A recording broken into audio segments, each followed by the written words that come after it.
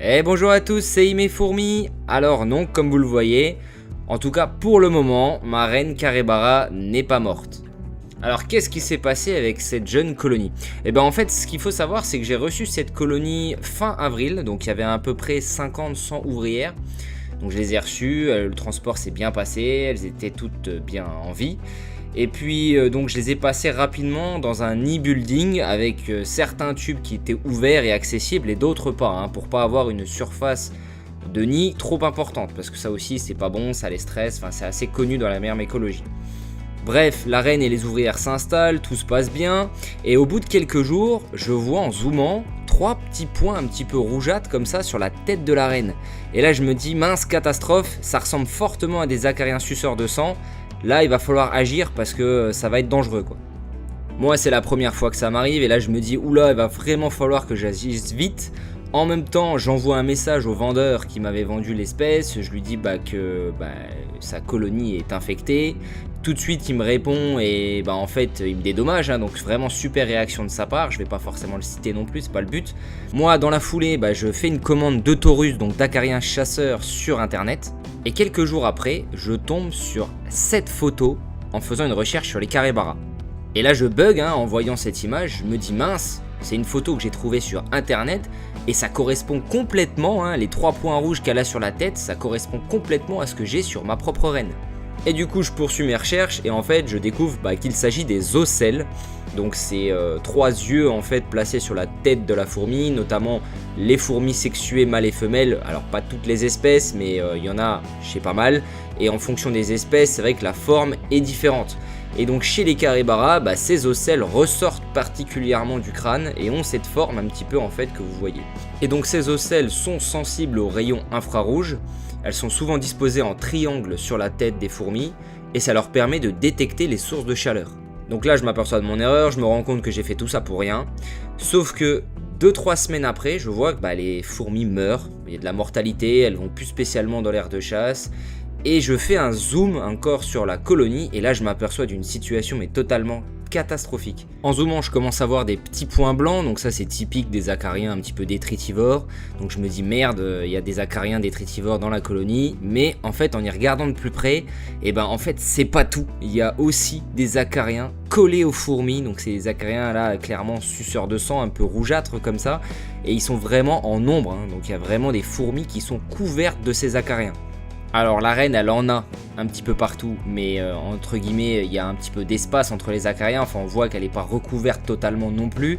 Par contre vraiment sur certaines ouvrières, notamment les médias là, il y a certains médias qui ont la tête mais vraiment recouverte quasiment complètement d'acariens suceurs de sang.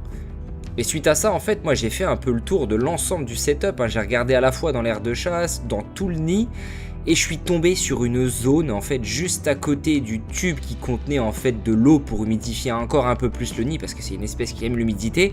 Et juste devant ce tube là il y avait un amas de choses qui grouillaient, enfin c'était vraiment horrible et je me suis dit mince, vraiment là c'est le nid total qui est complètement rempli d'acariens et de parasites en fait. Le truc c'est que mes fourmis n'avaient pas évacué en fait les déchets des insectes à l'extérieur, donc dans la partie aire de chasse. Elles avaient mis en fait ces déchets d'insectes dans ce renfoncement juste devant le tube d'humidité. Et je pense que ça a contribué à faire en fait une prolifération de ces parasites et de ces bactéries quoi. Donc du coup moi l'avantage c'est que j'avais du taurus puisque j'avais fait une commande de taurus quelques jours voire quelques semaines auparavant. Et du coup je me dis nickel, je vais utiliser le taurus. Donc je prends du taurus, j'en mets dans l'aire de chasse et j'en mets également dans le tube qui était rempli d'eau. Donc j'enlève l'eau du tube et à la place de l'eau qui était dans le tube je mets plein de taurus. Et très rapidement on voit les acariens chasseurs, donc le fameux taurus qui commence à prendre possession de l'entièreté du nid. Donc on en voit un petit peu partout qui se baladent, à la fois dans l'espèce de amas grouillant là et également dans le tuyau où se trouve la reine et les ouvrières. Et à un moment j'en vois même un qui se trouve sur le corps de la reine, donc je me dis c'est nickel, ça va aller vite. Puisque là vraiment les acariens chasseurs s'attaquent directement aux acariens suceurs de sang sur le corps de mes fourmis. Sauf que malheureusement ça n'a pas marché, j'ai laissé la situation telle quelle pendant une bonne semaine. Et en fait l'amas grouillant, là il n'y a pas eu de problème, les acariens chasseurs ont nettoyé et ça ne bougeait plus au bout de 1 jour, ça a été vraiment très rapide. Par contre pour ce qui est des acariens suceurs de sang sur les fourmis, bah on peut pas vraiment dire qu'il y a eu une amélioration, hein, c'est resté inchangé. Donc en fait ce que j'ai fait, c'est que bah, j'ai testé une nouvelle chose. Je les ai sortis complètement du nid et je les ai en fait déposés dans une boîte dans laquelle j'avais préalablement versé l'ensemble du contenu qui me restait de Taurus. Donc en fait les fourmis se baladaient directement sur le Taurus. Et là par contre, bah là ça a été vraiment très efficace, hein. Au bout de 24 heures, je voyais réellement le changement sur mes fourmis.